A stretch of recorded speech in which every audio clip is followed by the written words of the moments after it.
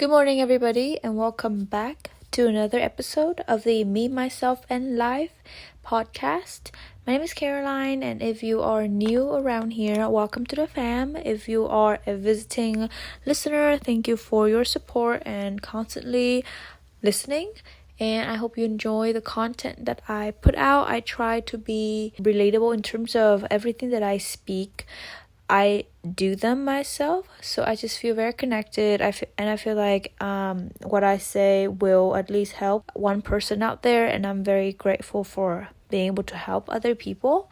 But that being said, it is a Friday night for me, and I just did my shower, which is just skincare. I've been breaking out quite a bit in my chin area because I feel like I have been reacting to a product that I've been testing. I don't know why it's not working out for me. It's the Round Lab moisturizer, the Birchwood or whatever moisturizer that's very famous. And I've heard like many great reviews about how it's supposed to calm and it is very suitable for acne prone skin specifically. So that's why I bought it in the first place. But I just could not use it. Every time I used it, it would be a complete breaking out throughout the entire face.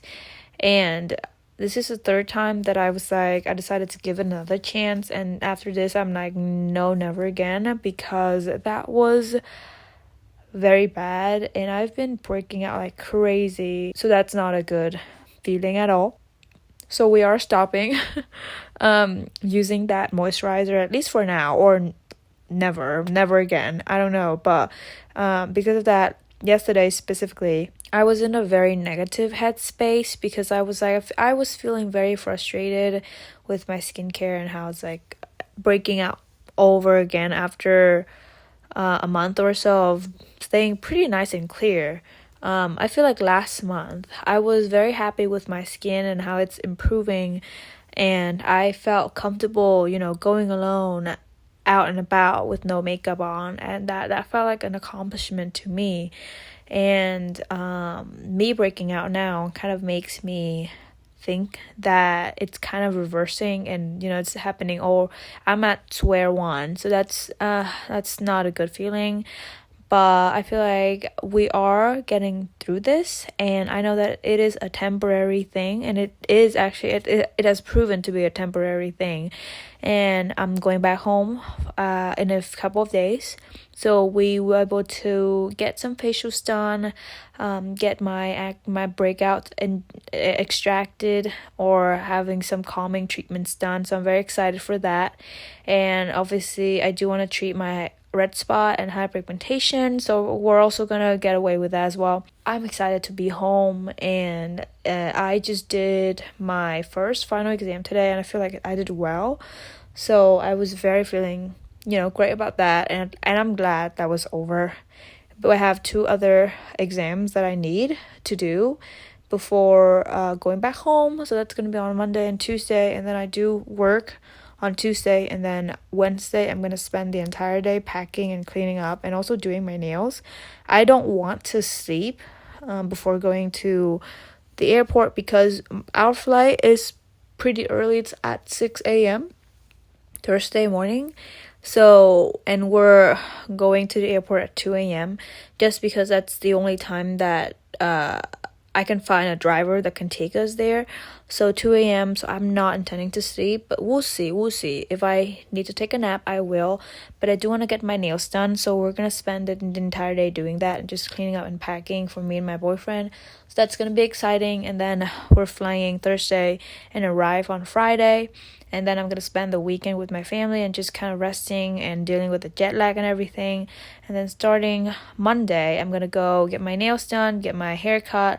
I'm also doing my eye surgery, so we need to do some checkups before the surgery itself, and then just enjoy, eat some good food, relax, although not too much of relaxation because I do need to submit some of the applications for summer internships next year, so that's gonna be fun. And if I am to be interviewed, it's gonna be at like 1-2 a.m. Vietnamese time, so that's gonna be fun. But I'm gonna enjoy it to the fullest extent because it's been a year and a half since the last time that I went home. So it's gonna be exciting. And then I am having a bit of free time today, and I feel like today is a kind of an impromptu episode because I haven't written anything down. I know what I'm talking about, but I just don't have my notes, and I feel like I'm gonna go off of my head and my heart to make sure that this is as relatable and as realistic as I could be. Today, I do want to talk a bit about how to overcome gym anxiety, which is something that I dealt with at the beginning when coming here. And that was the first time that I was working out in the gym with lots of people, and I was very intimidated. And that was something that I struggled with for the first year, the entire year. And that prevented me from going to the gym. The first year, starting sophomore year, I became more comfortable, and now I'm like, I'm very, very comfortable in the gym, and I am able to express myself more and wear the clothes that I did not used to feel comfortable wearing. So that was a huge accomplishment for me. So I do want to talk about that and give some tips and tricks and hopefully those can help somebody out there who is also struggling with gym anxiety, because I know it's a real thing and it's very frustrating. I have been there. I feel like everybody at this point, if they are a female, they at least will suffer from this anxiety at least once. So I feel like it's very, very necessary that we talk about this, and hopefully my tips and tricks can resonate and help out some of you guys. But that being said, let's get straight into the episode. So the first tip that I have, same thing with every other tips and tricks that I mentioned on this podcast, is to start small and start building up the habit and not rushing into it at once and then ended up, intimidating yourself and then quitting. So what I did when I first started out working out at the gym was that I would go to the gym. I would go there with a friend at the beginning because that made it look less intimidating for me. So if you are comfortable going with somebody else, pick somebody that you trust, or pick someone who is already going to the gym, who is very comfortable, and then who can act as a guide to give you a bit of a tour around the gym. So go there, familiarize yourself with different equipments, because one thing that contributes to gym anxiety is the not knowing what this machine does, or where are you supposed to stretch, where are you supposed to warm up, where are the treadmills, bicycles are at. So that can be pretty anxious in itself. So once again, like I mentioned, have somebody give you a tour of the gym, or if you don't feel comfortable asking somebody for that, just go there, just walk around, know where each machine is at, and kind of in your head think of multiple different options of machines or of workout exercises that you might start, or you can start, or you feel comfortable starting. So in the beginning, I was the most comfortable with walking on the treadmill. So that was what I did. And I intentionally chose the treadmill that did not face people, or it was facing the wall. So I did not see anybody faces. So there was no eye contact or no kind of looking at some people and things like that. So if that's something that you want to do, pick a very discreet location, or pick something or some machine that's facing the wall so that you don't have to deal with the awkward eye contact with other people. And I feel like, walking and using the treadmill is something that it's pretty easy to start off with. So you don't even have to go on an incline or anything. Just walk on the normal setting, and then kind of play around. And then the more time you go to the gym, the more time you use that machine, kind of play around with it. Now you can do incline 5%, and then walk on this specific speed. And I feel like there's a workout kind of routine on TikTok. It's called the 12-3-30 routine of walking on the treadmill. So you would walk on the 12 setting on the incline, walk on the 3 speed, and then do that for 30 minutes. So it's 12, 30, and 12, 3, and 30. And I feel like that's something that can be done pretty easily. And obviously, when you see a workout routine or a workout exercise on YouTube or on TikTok circling around, you don't have to take that routine and do exactly that, because that could be hard, especially if you're starting out. So in the beginning, I was only able to do 12, 3, 15, and then I kind of bumped it up to 20, 25 minutes, and eventually I hit the 30-minute mark. So it's like building up gradually. So that's walking. Another kind of variation of walking would be the Stairmaster, which is the high stair like machine. So once again, if you feel comfortable using that machine, I did feel comfortable using that machine, especially if it's like facing a wall, something I cannot see people. So that was very comforting. So I would go on the normal setting, and that was more challenging than the treadmill thing. So building that up. So maybe don't start out with the Stairmaster. Start out with the treadmill, and then kind of bumping it up, and then once you feel like you have a good pace, have a good feeling about just walking, move on to the Stairmaster. And I would advise do that. Start off with 5 minutes first, and then kind of bump it up once again. But one of the benefits of using the Stairmaster is because that thing is pretty high. So if you're using that thing, you're gonna be able to see everybody working out and see all the different machines. Kind of have this above the head overview of the entire gym area. So if you like that, or you feel comfortable, like kind of being able to know your surrounding environment, that could be a pretty good option for you to start out.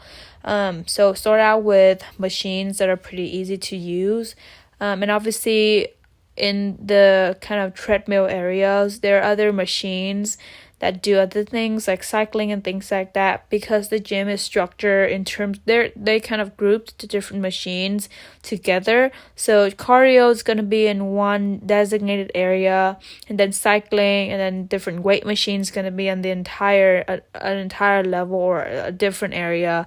So play around with those areas and make sure that even if you don't enjoy it, how to use that machine and what it's for, whether you like it or not. Because at the beginning of the gym experiences, you're also figuring out what type of exercise works best for you. So do that. It really helps me. And then start with low movements, right? Walking, cycling, things like that. And then move on, build up your confidence, and then moving into the weights area. So the weights area, weightlifting and everything, those are usually male occupied, which is one of the reasons why I was very intimidated at first, because all I can see was white males who were very big and bulky, and they kind of look very very scary to me. So this is where the working out with somebody can really help, because in the beginning, when I was first approaching the weight machines, first of all, I didn't know if my form was correct, or I didn't know how to use this machine. I didn't know what rep mean, what kind of sets mean, things like that. If I want to do on a high rep, low weight setting, or vice versa, things like that. So educate yourself on that before going into that area. And then I would suggest you having somebody working out with you to make sure that your form is correct. But if you don't feel comfortable with that, because I didn't have people helping me out at the beginning, but because I was already starting out with other activities, for example, I was walking, I was doing other low movements in the mats area, the different mats, where I would do YouTube videos and things like that. I already have a pretty good foundational understanding of movements and how to control and contract my muscles. So they always say about the mind muscle control and movement, which is very important. I would suggest starting out with those movements first to make sure that your core is pretty engaged Because one thing about lifting weights, if your core is not engaged, your lower back will be injured and damaged, and which we don't want that, because that's like the worst things that can happen if you lift weights. So working out and making sure that at least your posture is solid, and then you know how to engage your core, and you know how to make sure that your lower back is not injured. That is very important to me. So having that figured out, and then that's when you start lifting weights. And then obviously, like I mentioned from the beginning, start out small with even the smallest weights if you need to. Just increase the rep. So also go onto TikTok and then educate yourself on, for example, how to structure a workout plan, and then see how people are doing that, because there are a lot of workout routines for beginners, and they're very detailed, and they tell you which set of muscles this exercise is supposed to target. And then, being very attentive to their posture, their form, if they have any notes in terms of when you should engage your core, what angle your legs should be, how kind of pointed out your elbows and your knees should be. So all of those minor details are very important. So educate yourself on that, and then go to the gym, and then start small. Start with the movements that look very easy. You don't want to, once again, don't intimidate yourself and don't hurt yourself in the process. So that's the first step that I did. So educate myself, start out small, and then be consistent, because once again, this is all muscle memory. So the more times that you show up, the more you're going to feel comfortable walking around the gym. Even if you don't work out or you don't feel like exercising that day, still show up, still walk around, and that's going to give you the motivation that you need to start working out. That's what I did. And also it helped that my gym was very close to my dorm where I lived my freshman year. So it's like a 2-minute walk from my dorm to the gym. So that helped a lot. And in the beginning, I had a friend. She's working out with her boyfriend, and she kind of pointed out how my form should be, how my form should look, how I need to engage my core. So that was very, very, very useful. But the rest, I was just figuring out on my own, doing exercises. And thank God I didn't injure my lower back, because like I said, I did other movements and other workouts routines beforehand. So I had a very basic idea of what mind muscle connection should look like. So that's very important. The next step that I did, besides the working out and everything, is to pick out something that really, really suits me at that moment or for that entire period. So at the beginning, I was just working out mindlessly. I didn't know what the goal of my workout is. I didn't know if that was for building muscle or toning or losing weight, things like that, because different sets of workout routines target different goals and objectives. For example, if you want to build muscle and look more bulkier, lifting weights is the goal. It's the way to go. But if you want to kind of lean down, lose weight, reduce fat, things like that, then do cardio, do high exercises like HIIT workouts, do Pilates, yoga, things like that would really do that for you instead of lifting weights. So in the beginning, I was focusing on the wrong thing. That's why I didn't see any results, and I was getting pretty frustrated with myself. So I didn't know that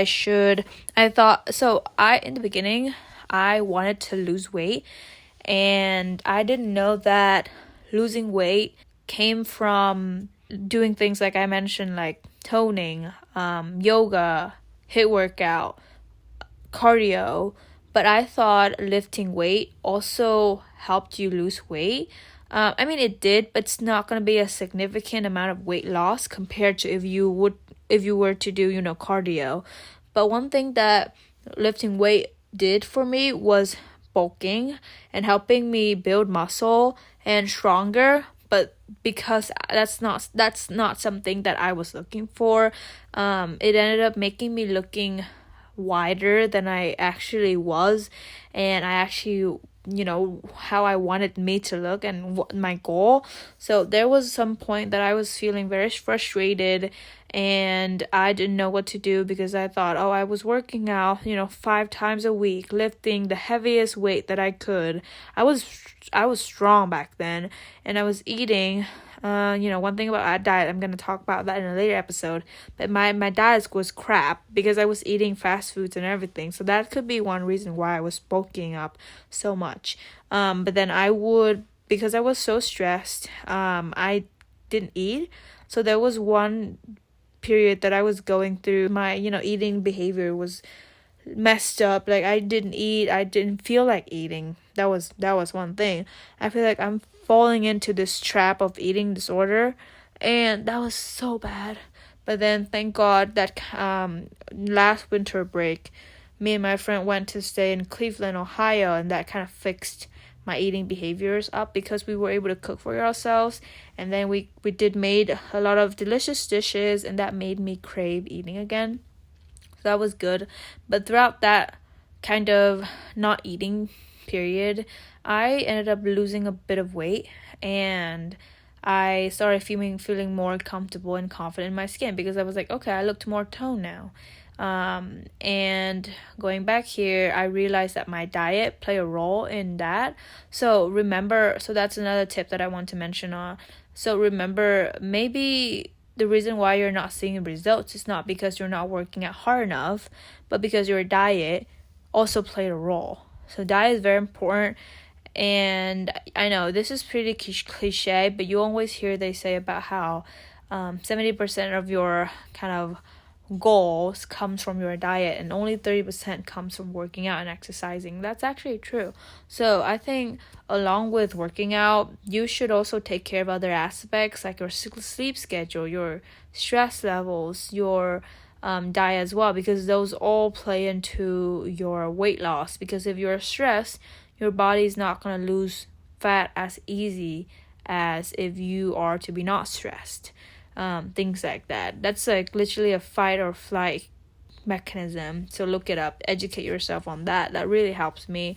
So that's the second step that I did.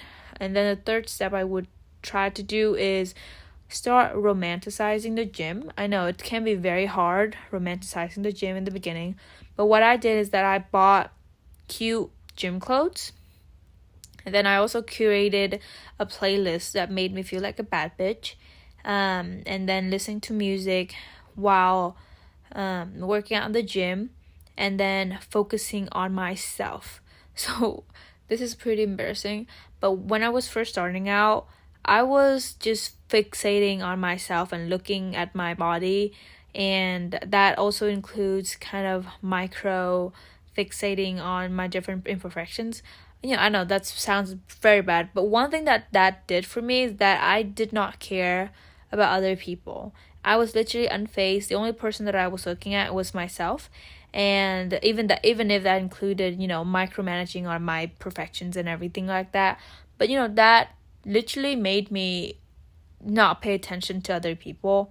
And after a while, I kind of built up that habit to not care what other people think. And also I was following a lot of gym influencers at that time who told me about literally nobody cares in the gym.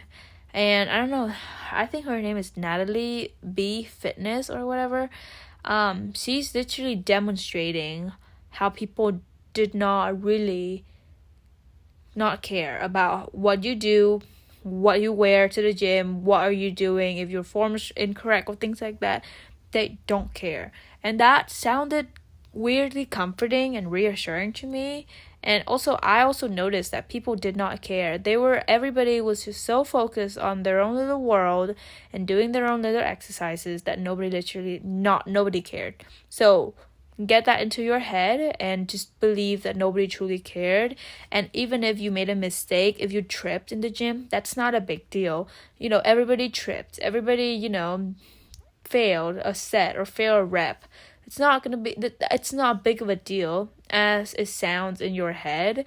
And once again, muscle memory, the more times that you fail, even though that sounds terrifying, the more you're gonna get comfortable at failing in the gym. And once you get comfortable at failing in the gym, you're literally undefeatable. And I feel like because I've failed so many times and I kind of embarrassed myself so many times, it's like I feel like I'm making fun of myself, and it sounds fun. I'm literally putting it seems hilarious to me, and I really enjoy that. So that's another thing that I was about to mention. It's romanticizing going to the gym. I just mentioned that, but one thing could be kind of making fun of yourself in a good way. And kind of look, if you fail, look at that and think to yourself, oh, that's very funny, instead of thinking, oh, I'm very embarrassing. Oh, that's very funny. It's ridiculous, right? In a good way. And being able to make fun of yourself and laugh at yourself is such a powerful skill that can also be applied to other aspects of life as well, but specifically gym, because everything now seems so unserious to me, and it doesn't have to be serious. Working out is not supposed to be serious. It's supposed to be fun. It's supposed to make you feel good, to make you feel productive, to produce dopamine, serotonin, things like all those good hormones to uplift your mood. It's not supposed to be another chore. It's not supposed to be another job, another tasks, right? So make fun of yourself.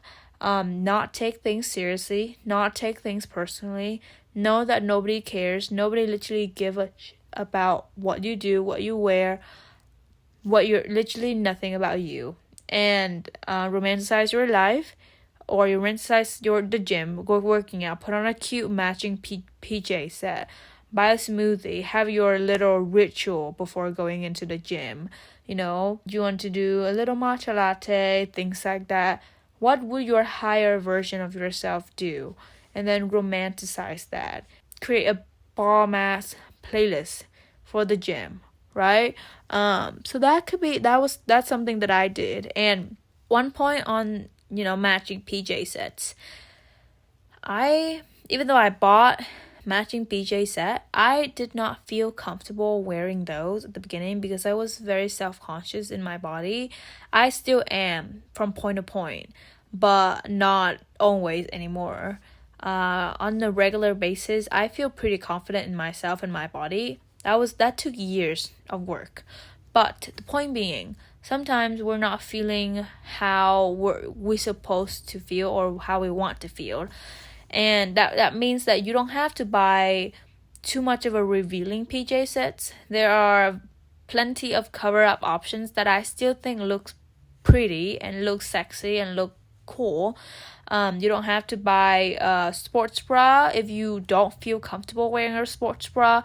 You can also buy, long sleeve, zip up top that you can throw over your sports bra and kind of cover it up, and things like that. So you don't have to feel like you have to, reveal or wear things that are too tight or wear things that are too revealing for your liking. You don't have to feel like because everybody else is wearing that, I'm supposed to wear that as well. That's not the mindset that we're going for here. So pick out something that makes you feel comfortable. We're gonna start with comfortable first, and then we're gonna move up to confident. So that's what I did. So I would pick clothes that makes me feel comfortable and that makes working out easier for me. And I was very into, shorts, like biker shorts, things like that, because I feel like that made my butt look very good. So that was one thing that I did. But I was not comfortable showing my stomach, so I would put on a cover up, things like that, and that really helped as well. So, do things that feel comfortable for you, at least in the beginning. And then as I saw progress in my gym kind of goal within my body, and then as I started to become more comfortable working out in the gym and believing that nobody cares, I would then gravitate towards pieces that make me feel confident. Does that make sense? Like, those are completely two different things. So I would pick clothes that are more fitted or shorter. I don't pick out, cover-ups anymore. I could go out in a sports bra and a pair of leggings, and I still feel confident. So, that's a gradual process, which is something that I do want to emphasize on. So by romanticizing your life and your working out routine, I don't mean that you have to be like every other girl on TikTok, picking out that sports bra and pink leggings that are pretty tight and that might not make you feel as confident as they are or as they do feel confident. Pick something that you know you would feel comfortable in, at least for the first couple of months of you working out. That was very important. And then, like I mentioned, have a routine, have a little kind of ritual before working out and things like that. And then that was something that I did that really helped me. But the key point to overcoming gym anxiety, I think, to me, was first really hammering in yourself that nobody literally cares. Nobody cares. You can follow Natalie B Fitness if you want to see how she demonstrates that fact. Second of all, showing up and be consistent. And the rest is going to be up to muscle memory. And it's going to take care of the rest. Everything at this point, for the past couple of episodes, that's all I've been talking about, which is muscle memory. But it truly is. Like, there's no other way to explain it besides muscle memory. And you're going to get more comfortable and familiar with that environment. Because like I mentioned in one of the other episodes, that one of the key contributors to anxiety is not being familiar with your surrounding and that uncertainty of being in a foreign environment. So to combat that, you would have to make sure that you show up in that environment enough times that you feel comfortable and you feel like you're belonging there, right? And then just also practice self-affirmations. You belong in the gym. You fit in. You're not supposed to fit in, but you belong there. You can work out. You can use, you can also take up space, right? Don't feel like you're taking away somebody's time. That was something that I did, especially if you're, walking up the SWAT rack or where, another person is working out. You don't have to feel inferior to them, right? Just because they're more further on their journey compared to yours doesn't mean that you cannot take that entire rack to yourself. That's something that I felt guilty for taking up that entire rack. So because of that, I felt like I need to speed up and that I have to get done with it quickly so that other people can use that, and that I'm not in their way anymore. That's not a good way to think about that, because you are as much entitled to the gym or to belonging in the gym and to taking up space as they are. So there's no reason why you cannot take your time or you cannot turn down their offer if they ask you to use that rack. If you're not comfortable with them using that rack, say no. Or say, I'm in the middle of the set, can you go find somewhere else? That's completely normal. And when you start asking and when you start to speak up your voices in terms of that, it's gonna feel very, very, very small and very, very easy. That's what I did. And I don't rush through my sets so that somebody can use whatever machine that I'm using. I take my time. If I'm not comfortable with them using the set, I would just say, I still have a couple of sets more, so it's going to be a while. I make that very clear to them. And there's not even a single time that people, reacted negatively to that. They're very understanding. They're very respectful, as they should, of my time, my space, and my routine, as they should. And I'm also very respectful to other people's routines and their time. I never rush somebody to finish their set. If I'm not in the mood to wait for them to complete their sets, I would just move on to another completely different machine, So it's not a big deal, and it's not that serious. It's not supposed to be serious. So have fun with that. And that being said, dance in the gym. So when I was listening to music, I picked a good playlist that made me want to dance. So that's a pro tip when creating your playlist. Pick songs that you want to dance to. And so that's what I did. And that whenever I listened to those songs in the gym, I was just like, swaying my hips, moving my arms, and kind of enjoying that. And that made me feel so, first of all, sexy, Second of all, confident. Third of all, feminine. And you know what happens when people perceive you to be feminine? They first of all, I feel like they respect you more, and second of all, they perceive you to be very, very, very attractive and very, very confident. So that's a pro tip to help me feel more expressive in the gym and very, very, confident. So that's what I did at the beginning. So pick out songs that scream bad bitch energy and dance. That's what I did. The second step that I kind of started doing not too long ago was dancing in the gym, like literally dancing in the gym. So I would go to the gym and not work out, but instead I would put on a dance cover video or a video of different choreographies, and I would just stand in front of the mirror and try to learn that dance. I mean, I know that sounds very crazy, and I was very proud of myself because that took a lot of confidence for me to do that. And I actually felt more and more expressive and more confident after I was able to do that. So if you feel comfortable to the gym in the gym enough, you can, start dancing in the gym. There's no rule that says you cannot dance in the gym. You can do anything you want.